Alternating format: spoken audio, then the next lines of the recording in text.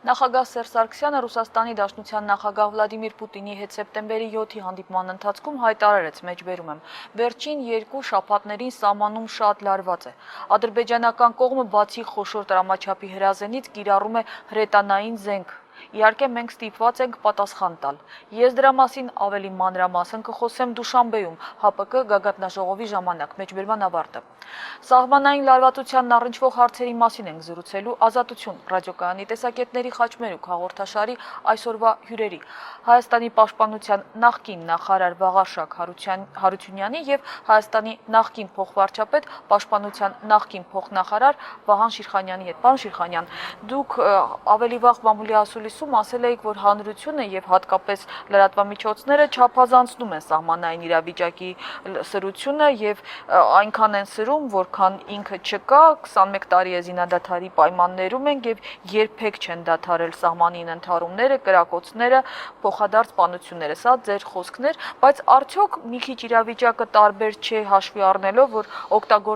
օգտագործվող զենքի տրամաչափի թեկուս առումով հիշեցնեմ, որ ադրբեջանցիները այս անգամ օգտագործել են 120 մմ-անոց ականանետեր ու 94-ի զինադադարից հետո սա կարծես առաջին անգամ է, որ նման տրամաչափի զինատեսակ է օգտագործվում։ Եվ նորից եմ ասում, որ մամուլը չափազանցնում է իրավիճակի սրությունը։ 21 տարիների ընթացքում շատ քիչ բան է փոխվել։ Իհարկե, տարիների ընթացքում Ադրբեջանը համարում է իր խնդիրը չկատարված եւ ձգտում է հասնել լուծմանը, կոնֆլիկտի լուծմանը իր օգտին։ Եվ դրա համար ինքը գնում է բոլոր քայլերին։ Բայց այն, ինչ կատարվեց վերջերս նաև նոյեմբերյանի եւ Տավուշի սահմանամերձ գյուղերում, դա արդեն այլ երևույթ է եւ պետք է գնահատել բոլորովին այլ կերպ։ Դուք դա անվանել եք ահաբեկչություն։ Ես չեմ անվանել 87 թվականի ՄԱԿ-ի դեկլարացիայում, ահաբեկչության մասին դեկլարացիայում հստակ գրված է, թե ինչն է ահաբեկչություն։ Երբ որ մի պետություն զինված ուժեր է կիրառում հարևան պետության դեմ, ժողովրդին ահաբեկելու խուճապ ստեղծելու համար։ Եվ Ադրբեջանը նոր չի, որ ահաբեկչական գործողություններ է անում, վերջին 30 տարում, տեսեք Սումգայիթ, Բաքու, Կիրովաբադ, այնուհետև չեչենական գրոհայինների ապաստանումը, զինումը, մարզումը, ապահովումը, ֆինանսական բուժումը, այնուհետև մոջահեդների հետ խորը համագործակցություն։ Իսկ այսօր ԻԳԻԼ-ի շարքերն է համալրում, լրջորեն համալրում, բուժում է ԻԳԻԼ-ի վիրավորներին, ել չասեմ թմրանյութերի տրաֆիկինգի մասին։ Շատ լավ։ Այս երկիրը տերորացին երկիր է։ Համոզվի՞ք եք արդյոք ձեր զրուցակցի այն տեսակետին, որ իրավիճակը այնքան չէ, ուղղակի լրատվամիջոցներն են առավել սրում։ Որպեսզի մենք դարձին պատասխանենք, մենք պետք է հասկանանք, մենք ինչ կարգավիճակում ենք գտնվում։ Ուրեմն պատերազմը ավարտված չի, ստորագրված է զինադադարի պայմանագիր, եւ մենք գտնվում ենք պատերազմական իրավիճակում։ Եվ եթե մենք գնահատում ենք այդ տեսանկյունից, այո, ապա այո, դա այն ձևը, որ մի քիչ մենք այստեղ մտածում ենք խաղաղ կյանքի մտածելակերպով։ Եկեք վերցնենք այլ հակամարտությունները, Պալեստինա-իսրայելականը, չէ՞։ Այնտեղ նույնիսկ ռմբակոծվում են քաղաքներ, որոնք գտնվում են խորությամբ 70 կիլոմետր։ Եվ չկա այդպիսի հակամարտություն, որտեղ այդպիսի խախտում չի եղել։ Հիմա ինչու ասենք թե սա կարևոր ասենք թե արձագանքը մամուլի եւ մեր տեսանկյունից անվտանգության։ Ապա մենք պետք է հասկանանք, որ Ադրբեջանը ինչի է գնում այսպիսի սադրանքների։ Նա գնում է դրան, որտեղ նա չի ուզում գնալ բանակցային զիջումների։ Ինքը չի տեսնում լուծում, որտեղ նա կարող է զիջումներ անել, ի տարբերություն հայկական կողմին, որը գնում է զիջումների ու պատրաստ է։ Նա չի կարողանում նաև լայնածավալ պատերազմով հարցը լուծել, որտեղ նա հասկանում որ ռազմաքաղաքական բալանսը իր օգուտ չի իրան։ Եվ բոլորը շահագրգռված չեն, որ այստեղ պատերազմ սկսվի։ սկսած այն պետություններից, որ նավթ են արտահանում եւ ընդհանրապես։ Հիմա նա տեսնելով, որ այդ երկու ճանապարհը փակ է, նա ինչ է անում։ Նա փորձում է խոճապ մտցնել Հայաստանում, Ղարաբաղում, նա փորձում է շանտաժի ենթարկել այն պետությունները, որոնք նավթ արտահանում են, նա շանտաժի է ենթարկում համանախագահներին, որպեսզի նրանք բերեն առաջարկ, որը ձեռ է տալիս իրանց։ Եվ ինքը գնում այդ ճանապարհով։ Եվ եթե մենք մամուլում սկսում ենք դրա մասին խոսել որպես մի երևույթ, որ ասենք թե Հայաստանին տանում է եւ Ղարաբաղին անդունդը, դա նշանակում է մենք ենթարկվում ենք իր տրամաբանությանը։ Շատ լավ։ Եկեք եւս մի առանձնահատկություն, հա, առանձնացնեմ այս վերջին իրադարձությունների, որ արդեն ՀԱՊԿ դիրքորոշման հայտարարության բացակայության մասին խոսում է ոչ միայն ընդդիմությունը, այլ իշխանական գործիչները։ Պարոն Շիրխանյան, քանի հայտարարություն եք ցանկանում մեջբերեմ, ասենք հենց ՀԱՊԿ խորհրդանական վեհաժողովում մեր պատվիրակության ղեկավար Էդվարդ Շարմազանովը ասաց, որ ռազմական օգնությունը ամենավերջին փուլն է, բայց դաշնակցային պարտավորությունները ենթադրում են քաղաքական հայտարարություններ, քննադատություն, հարցի լուծման ոչ քաղաքական մեթոդներ։ Մեր նույն էլի ՀԱՊԿ խորհրդանական վեհաժողովում արտաքին հարաբերությունների հանձնաժողովի նախագահ Խոսրով Հարությունյան, որ հիշեցրել էր, որ ցանկացած սպառնալիք ՀԱՊԿ անդամ որևէ պետության նկատմամբ դա սպառնալիք է նաև ՀԱՊԿ կոլեկտիվ անվտանգությանը եւ ի դեպ բոլորովին կապ չունի սպառնալիքը ձևավորվում է ՀԱՊԿ անդամի հետ սահմանի վրա, թե հայ-ադրբեջանական սահմանի վրա։ Ես կարող եմ շարունակել հա այսպիսի իշխանական գործիչների հայտարարությունները։ Ինչու այսպիսի դժգոհություն առաջացավ այս անգամ արդեն իշխանության ներսում։ Ես չեմ կարծում, որ իշխանական նշված գործիչները տեղյակ են ՀԱՊԿ համակարգին ներսում տարվող աշխատանքներին, որտեղ Հայաստանը մասնակցելով զգալիորեն բարձրացնում է իր մարտունակությունը զորքերի, կառավարման համակարգը եւ այլն։ Այդ բոլորը տեղի ունենում։ Բայց ես նորից եմ ասում, որ չեմ գտնում, որ սահմանում գնդակ, թեկուզ հրանոթային հարցակում լինելու դեպքում ՀԱՊԿ-ն պետք է հարցը դնում է այսպես, ինչու նրանք չեն օգնում, ոչ թե հայտարարություն չեն անում։ Իսկ հայտարարության մասին ես եթե արձագանքի մասին է խոսում, թե ինչու եթե ես չեմ սխալվում, Բորդյուժան շատ լուրջ հայտարարություններ է արել եւ Ադրբեջանի նկատմամբ եւ Թուրքիայի նկատմամբ շատ լուրջ հայտարարություններ է արել։ Եվ պետք չի, որ ամեն մի միջադեպից հետո ՀԱՊԿ-ը անդրադառնա դրան։ Ինձ այդտեղ վախեցնում է մի ուրիշ բան։ Այ արդեն իշխանական ոլորտից է գալիս դա։ Ինչու են իրենք այդքան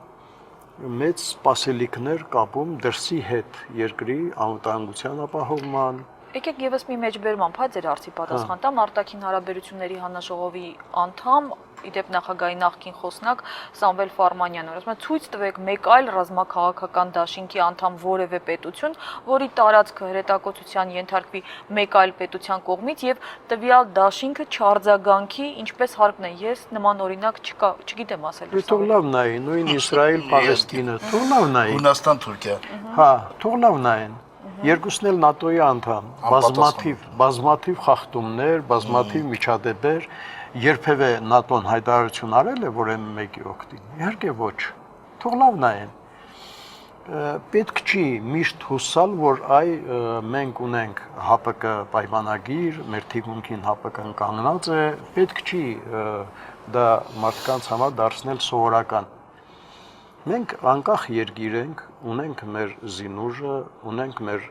մարտավարությունը, ռազմավարությունը եւ մեր ժողովուրդը։ Տեսեք, դուք Բորդյուժայի հայտարարությունները երկուսով բերեցիք, բայց ավելի բան, հա, ՀԱՊԿ-ն արդեն կոլեկտիվ, ոչ թե անհատական հայտարարություն արել է Տաջիկստանում տեղի ունեցած իրավապահների եւ նախկին զինվորականների հրաձգությունների ու սպանությունների մասին, բայց այ Հայաստանի սահմանամերձ գոտիների մասին լռեց։ Նորից այդ հարցը, ինչու։ Ուրեմն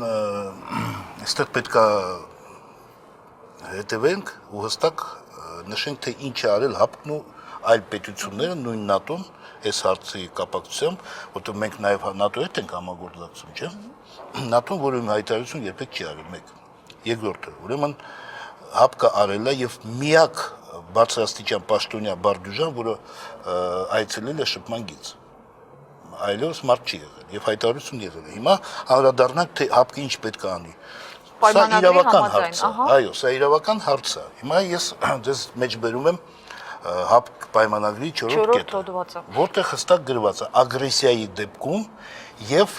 երբ որ պետությունը դիմում է։ Կարելի է ես ուղղակի մեջ բերեմ, եթե անդամ պետություններից որևէ մեկը ենթարկվի ագրեսիայի, անվտանգությանը, կայունությանը, տարածքային ամբողջականությանը եւ ինքնիշխանությանը սպառնացող զինված հարձակման, ապա դա անդամ պետությունների կողմից կհամարվի որպես ագրեսիա եւ սույն պայմանագրի բոլոր անդամ պետությունների դեմ։ Եվ այնտեղ կա կետ, որ պետքա պետությունը դիմի։ Հիմա նայենք ինչա կատարվում, ինչ տեղի է ունենում։ Ուրեմն առաջինը դե ֆակտո այն ուժերը, որոնք շփման գծում իրականացնում են մարտական ծառայություն, այդ ուժերով կանխում են այդ միջադեպերը։ Նույնիսկ բանակում տագնապ չի հայտարարվում։ Սա ինչի մասն է խոսում։ Սա խոսում է նրա մասին, որ ուժերը, որոնք իրականացնում են մարտական ծառայություն, բավարար են եւ պետք չի դիմել այլ ուժերին ռազմական։ То есть այստեղ մենք այդ հարցը փակում ենք, թե ինչի հապկը չի մասնակցում կամ զուտ ռազմական առումով։ Չկա այնպիսի անհրաժեշտություն։ Եվ դրա մասին նաև պաշտպանության նախարարն ասել։ Այո։ Երկրորդ նախորդ անգամ, այս անգամ չի։ Չէ, սա այն դեպքը չի։ Մենք պետք է հասկանանք ինչ է նշանակում ագրեսիան։ Ագրեսիան դա եթե այդպես կարճ ասեմ, դա երբ որ զինված ուժերը գրավում են տարածքներ այլ պետության։ Մեր մոտ այդպիսի դեպքեր տեղի չեն ունեցել եւ այստեղ մենք գործ ունենք կոպիտ խախտման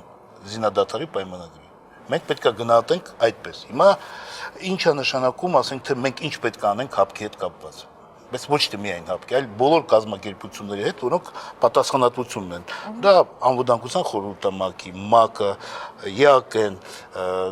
նախագահի ԵԱԿ-ի նախագահի ներկայացուցիչի անձնական Կասպերչիկի, որը նույն ձև այցելում է շփման գիծ։ Մենք դե բոլոր այդ ուղղություններով միանշանակ ակտիվ դիվանագիտական աշխատանք տանենք եւ պահանջենք, որպեսզի այդ կազմակերպությունները անեն հայտարարություններ, որոնք աշխատանքը բավարար է համարում այդ ուղղությամբ։ Ոչ։ Համարում եմ, որ պետք է ավելի ակտիվ լինել եւ եթե մենք հապկի մասին ենք այսօր խոսում, այնտեղ պետք է հարցը դրվի ոչ թե պայմանագրի մասին, որտեղ պայմանագիրը ագրեսիա չի եղել եւ մենք չենք դիմել։ Այստեղ պետք է խոսենք, այնտեղ նաեւ կա մի փաստաթուղթ, որը կոչվում է հապկի հայեցակարգ, որտեղ նշված են կետեր, որը ուղղված են կանխել այդպիսի դեպքեր։ Եվ այստեղ պետք է հստակ մեխանիզմ մշակել, թե ինչ պետք է արվի հապկի կողմից, որպեսզի դա ավելի էֆեկտիվ լինի։ Ոչ միայն հապկի, դեպ 2010-ին կնքված հայ-ռուսական բազային պայմանագրում նշված է, վերջերս դուք եք, որ Ռուսաստանը պարտավորվում է ապահովել հայ-ադրբեջանական սահմանի անվտանգությունը, չէ՞։ Ահա, խնդրեմ նաև այդ ուղղությամբ, բայց այս կապակցությամբ ինչ է։ Հիմա նույնը տեղի է ունենում այդտեղ ագրեսիայի դեպքում։ Եվ պետությունը պետք է դիմի, մենք չենք դիմել։ Եվ ասենք թե ռազմական օգնության անհրաժեշտություն չկա այսօր։ Դա ակնհայտ է։ Մենք խոսում ենք, որ բոլոր հայտարարությունները ոչ թե ռազմական օգնությանն են, այլ դիրքորոշում արտահայտելուն արձագանքի հայտարարություններին գոնե դաշնակցին ինչ-որ պաշտպանող։ Հիմա պարոն Շիխանյան, ելի մի մեջ բերում եմ, ուզում անել ձեր խոսքից ավելի վաղ ասած, ես բոլորովին չեմ հավատում, ասել եք դուք, որ հայ զինվորների վրա կրակում են Ռուսաստանից բերված զենքով։ Տեսեք, շատ վերլուծաբաններ պնդում են, որ Ադրբեջանի ղեկավարի պահվածքը հենց նկատելիորեն փոխվեց հատկապես ռուսական զենքի վաճառքի այդ 4 միլիարդանոց գործարքի կնքումից հետո կան այդպիսի մեկնաբանություններ եւ սեպտեմբերի 1-ին Բաքու այցելած Սերգեյ Լավրովը եւ ըստ էության Ադրբեջանին ռուսական զենքի մատակարարման նոր հրապարակային առաջարկ արեց եւ հիմա հայտնի դարձավ, որ Ռուսաստանը Ադրբեջանին վաճառել եւ ուղարկում է T-90C տանկեր, BMP-3 զրահամեքենաներ, ինքնագնաց հրետանային սարքավորումներ եւ ծանր հրանետ համակարգեր։ Այս մասին հայտնել է հենց Ռուսաստանի ռազմավարությունների եւ տեխնոլոգիաների վերլուծական կենտրոնը։ Ուրեմն Ադրբեջանը արդեն մի քանի տարի է ինչ վերազինել է իր զինուժը եւ անցել է նատոյական ստանդարտների։ Եվ բանակում կիրառվող հիմնական զենքը դա նատոյական ստանդարտների զենք է, այսինքն ոչ ռուսական։ Ռուսաստանից գնված զենքերի զինատեսակը երբևէ սահմանի վրա չի օգտագործվել, երբևէ, ասենք տանկերը, սմերջը, ոչ մի անգամ։ Դրա համար ես ասում եմ, որ մեր զինվորների վրա կրակում են նատոյական զենքերով։ Արդեն մի քանի տարի շարունակ։ Բայց խնդիրը այստեղ ոչ միայն ՆԱՏՕ, ՀԱՊԿ հարաբերություններում է, այլ նաև մեր Հայաստանի դաշտում։ Ես չգիտեմ, ինչքան փաստեր պետք է մենք ունենանք, որ Ադրբեջանը խախտում է իր պարտավորությունները միջազգային դաշտում, որ Ադրբեջանը իսկապես տերորիստական երկիր է։ Ինչքան մարդիկ դեռ պետք է զոհվեն, որ բավարար լինեն։ Հայաստանը, ասեք։ Հայաստանը պետք է վաղուց պարտադրած լիներ կամ դիմեր եւ պահանջեր քննարկել Ադրբեջանին տերորիստական երկիր հայտարարելը, նույն ԵՀԿ-ով, Միացյալ Ազգերի կազմակերպությունով։ Հայաստանը պետք է պահանջած լիներ, որ ընդունվի բանաձև խստորեն արգելող Ադրբեջանին զենքի վաճառքը։ Հայաստանը պետք է գոնե դրանք աներ։ Մի երկիր, որը զենքը ստանում է հարևանների վրա բռնանալու համար, մի երկիր, որը իր մեջ ծնում եւ ուղարկում է տերորիստներին տարբեր երկրներ, ինչու պետք է նա Ներողություն, Հայաստանի նախագահը, արտգործնախարարը կոնկրետ Ռուսաստանի մասով հրապարակավ դժգոհություններ են արտահայտում, որ երջանիկ չեն, որ իրենց դաշնակիցը զենք է վաճառում Ադրբեջանին, բայց էլի այդ հայտարարություններին չի հետևում արձագանք։ Ինչ է ակնկալում, ինչպես պիտի հասնեին նրան, որ Ադրբեջանին ընդհանրապես չթույլատրվեր զենք վաճառել։ Ուրեմն ԵՀԿ Մինսկի խումբը արդեն 20 քանի տարի, 25 տարի, 23 տարի զբաղվում է կոնֆլիկտի կարգավորումով եւ պատասխանատվություն է կրում։ Տեսեք, կա Եվրոպայում սովորական սպառազինությունների մասին համաձայնագիր, որով սահմանվում են քվոտաներ ամեն երկրի համար։ Ադրբեջանը վաղուց է անցել բոլոր սահմանները քվոտաների եւ պայմանագիրը ԵԱԿ հսկողության տակ է։ Նրանք պետք է պարտադրեին Ադրբեջանին ոչնչացնել ավելորդ զենք, ոչնչացնել, որը դա պայմանագրով նախատեսվում է։ Մենք ոչնչացրել ենք։ Մի անգամ ինսպեկցիան հաստատեց, որ Հայաստանը ունի մի քանի ավել BMP-ներ, եւ մենք իրանց ներկայությամբ դրանք ոչնչացրինք։ Ինչու Ադրբեջանին չեն պարտադրում հարյուրավոր միավորներ պայմանագրի համաձայն ոչնչացնել։ Ինչու մենք չենք պահանջում դա։ Վերջին հարցը, հա, այ վերջի օրերս Հայաստանի նախագահի նախկին անվտանգության հարցերով գլխավոր խորհրդական Ժիրայր Լիպարիձյանը Ազատությանը տված հարցազրույցում կարծիք էր հայտնել, որ Հայաստանի իշխանությունների մոտ բացակայում է Ադրբեջանին զսպելու, ադրբեջանական հարձակումներին վերջ տալու տեսլականը, կոնկրետ մեջբերում ասեմ, մստակ է, որ մենք կորցրել ենք մեր հակակշիռը Ղարաբաղի հարցի լուծման վրա, ասել էր նա, որ մտահոգություն հայտնելով, որ սահմանային այս վիճակը կարծես արդեն սովորական է դառնում իշխանությունների համար, որոնք այլևս բավարարվում են ընդհանրապես սահմանագոտու բնակչությանը մի քիչ փող տալով։ Համաձայն եք այս քննադատությանը, թե կառարկեք։ Ոչ, համաձայն չեմ։ Սա իրականությունը չի համապատասխանում։ Սկսենք նրանից, որ նույն ինչ որ այստեղ պարոն Շիրխանյանը ասեց սպառազինության մասին Վենայի պայմանագրի մասին, ուրեմն Սերժ Սարգսյանը նախագահան հայտարարեց ՄԱԿ-ի ամբիոնից, որ նա խախտում է այդ սպառազինության կոտաները եւ ոչ մի արձագանք։ Մենք պետք է ֆիքսենք մի բան, որ միջազգային օրենքը, միջազգային պայմանագրերը չեն աշխատում եւ կազմակերպությունը, որոնք պետք է զբաղվեն դրանով, չեն գործում։ Դրա համար այստեղ խոսել, որ մենք պետք է հույս դնենք, որ մենք այդ ճանապարհով կհասնենք որևէ մի հաջողության, դա ակնհայտ այսօր չի աշխատել։ Այդ ինչը պետք է անել։ Բայց առաջինը պետք է ապահովել բանակի մարտունակությունը, դա է ամենահիմնական երաշխիքը, որպեսզի այս տարածաշրջանում պատերազմ չսկսվի։ Եվ դա է հիմա զսպում, որ Ադրբեջանը չի գնում լայնածավալ պատերազմների։ Դա մեկ, դա առաջին խնդիրն է։ Երկրորդը, այո, մենք բոլոր ամբիոններից պետք է աշխատենք, բայց հասկանալով, որ մենք դրանով հարց չենք լուծի։ Եվ դրա համար նորից եմ օրինակ բերում։ Դա կլինի նույն ՆԱՏՕ-ի անդամ պետությունները Թուրքիան ու Հունաստանը։ 70 թվից, 73 թվից, ասենք թե մինչև այսօր հարցը չի լուծվել Կիպրոսի։ Նույն կազմակերպության պետության անդամներ են եւ նույն սահմանային խախտումներ են լինում, օդային սահման են